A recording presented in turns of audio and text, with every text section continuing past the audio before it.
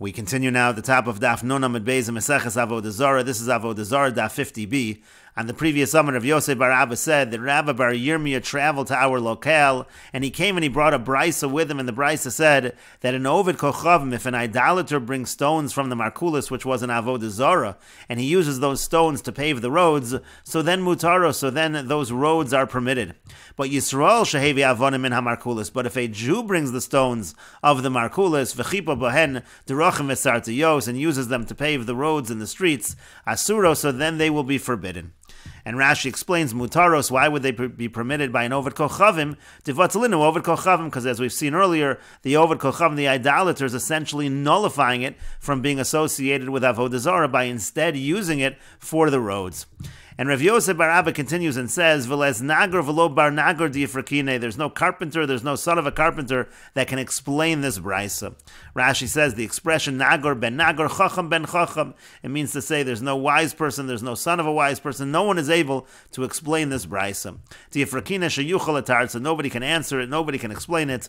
Well, the kamon mefarish ma'ika kashalein, as the Gemara goes on, it will explain what the difficulty is.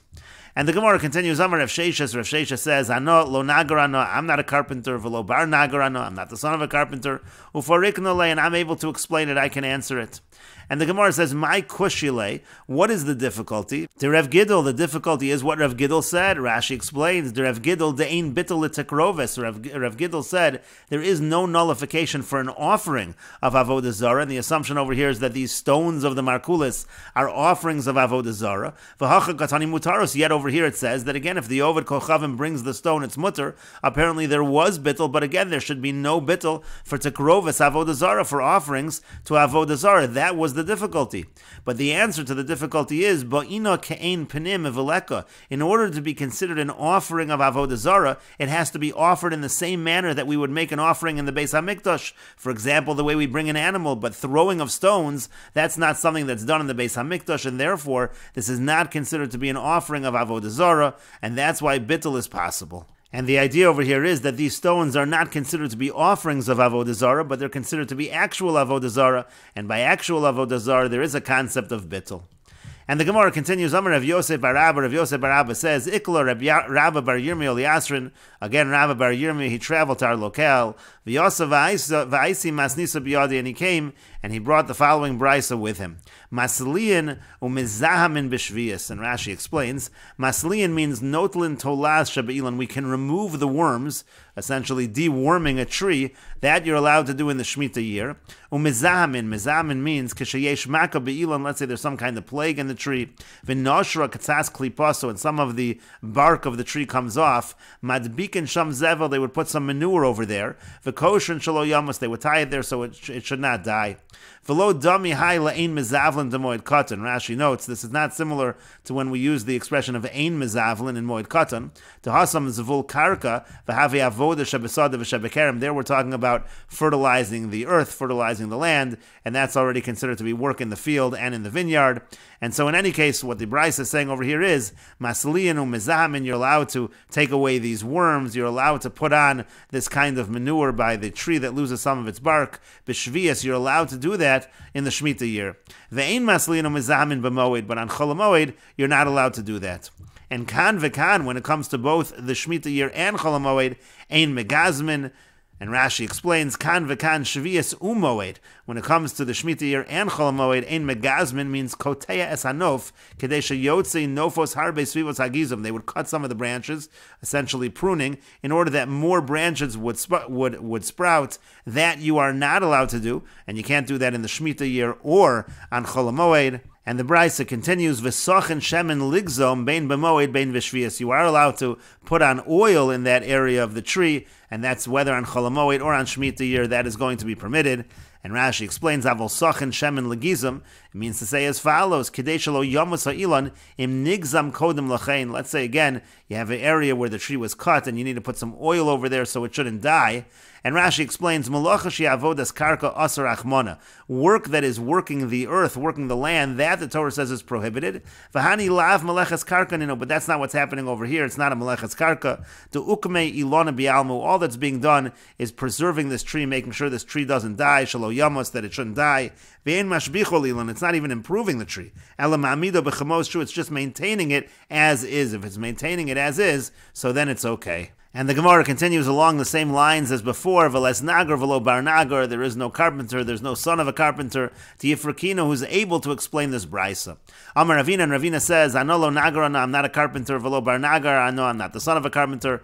Umefarkino, and I'm able to explain. I'm able to answer this brisa because my kakashale. Because what exactly is the difficulty? And the Gemara is going to give a number of suggestions for what the difficulty might be. The Gemara says, Elaim, if you're going to say moed ashvias kakashale, maybe the difficulty is cholamoed and the Shemitah year. What's the difference between the two? Why would it be that you're able to be masliin umizamin in the Shemitah year, but you're not able to do that on cholamoed? Maishna shavias deshari. Why is it that on the Shemitah year it's permitted? Umaishna moed dasar. Why in cholamoed is it forbidden?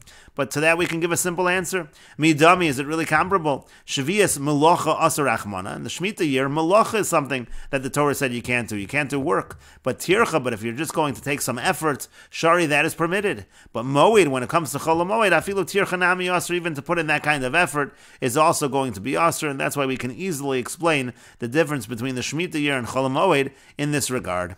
And so the Gemara continues and says, Viela, rather, what are you going to say is the difficulty? Ziyum agizum kakashale. Maybe the difficulty is, what's the difference between ziyum? Again, we said in the brisa that mizahamin b'shvius, you're allowed to be mizahamin b'shvius, which again we explain as meaning the placing of the manure on the tree. But gizum, when it comes to pruning, that was forbidden in the Shemitah year. And so the question might be, Maishna ziyum deshari, what's the difference by the ziyum, which it is permitted? Again, the placing of the manure on the tree is permitted in the Shemitah year.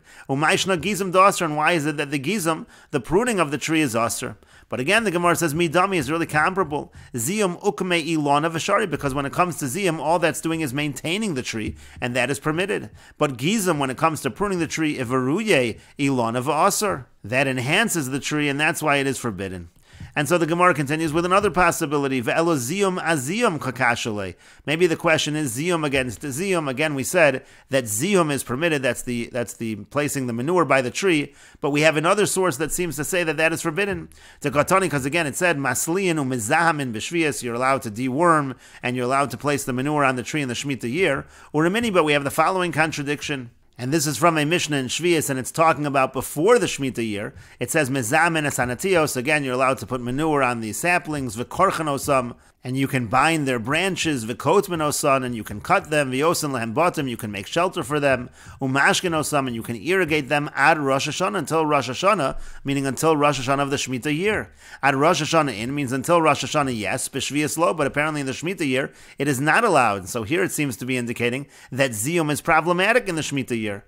But the Gemara says to that, V'dilma kid Rav Ukva bar Chama, maybe we can answer this, like Rav Ukva bar Chama said, D'yomer Rav Ukva bar Chama, because Rav Ukva bar Chama said in a different context, Shrei kishkushe have, there are two kinds of hoeing. Chad la'avruye ilana v'yasor. One again is enhancing the tree and it's forbidden. V'chad listume pili v'shari. And one closes up the cracks in the ground and is permitted. So hachanami, so we can say the same thing over here. Trei zihamume have, there are two kinds of zehum in terms of the placing of the manure. Chad la'ukme ilani v'shari. One is to maintain the tree and that is permitted. V'chad la'avruye ilani v'yasor. And one of them is to enhance the tree and that is forbidden. And so the Gemara continues and suggests, maybe the difficulty is the smearing of oil on the smearing of oil. Again, we said, Tekatani, we said earlier, Sachin Shemen Ligazum, you're allowed to put the oil on the area that was pruned, Bein B'moed, Ubein B'shvius, whether Cholamoed, or whether in the Shemitah year, Uramini, and again we have a contradiction on that from the Mishnah in Shvius.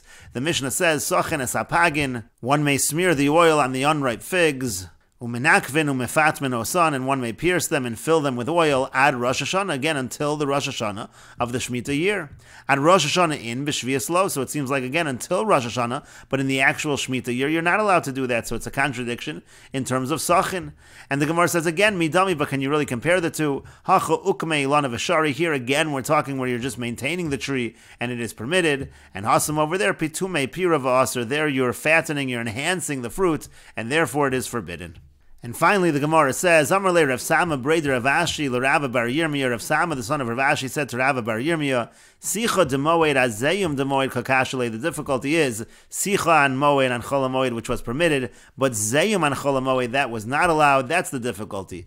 Because Mechli, let us see, Hai Ukme v'Hai Ukme, and both of those are considered to be maintaining. Ma'ishna Hai Deshari, Ma'ishna Hai De'asr. Why should this one be permitted and this one be forbidden?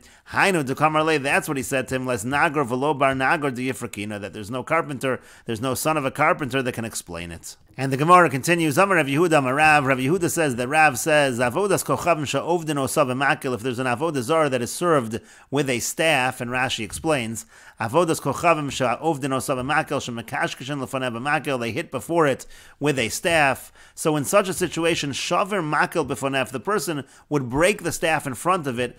Chayev, he would be chayev. That would be considered similar to an Avod in the Beis HaMikdash, because it's sort of like slaughtering, so to speak, the staff.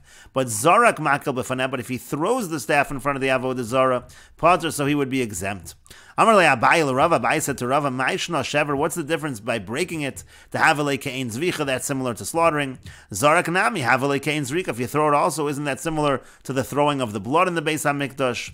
Amar le said to him, no, bo'ina zrika mishtaberes v'leka. You need the zrika to be like blood, where it doesn't all stay together, but it spreads out into different drops. That's not true in this case. That's why it's not similar to what is done in the Beis HaMikdash. And the Gemara continues, Eisvei, we have a question from the following Brisa, Safas lo tzoa, let's say he feeds the idol tzoa excrement, o shenosach lefaneha ovet shel meme raglayim, or let's say he pours before it a chamber pot of urine, and we will continue with this discussion in the next video on Daf Nun Aleph Amud Aleph.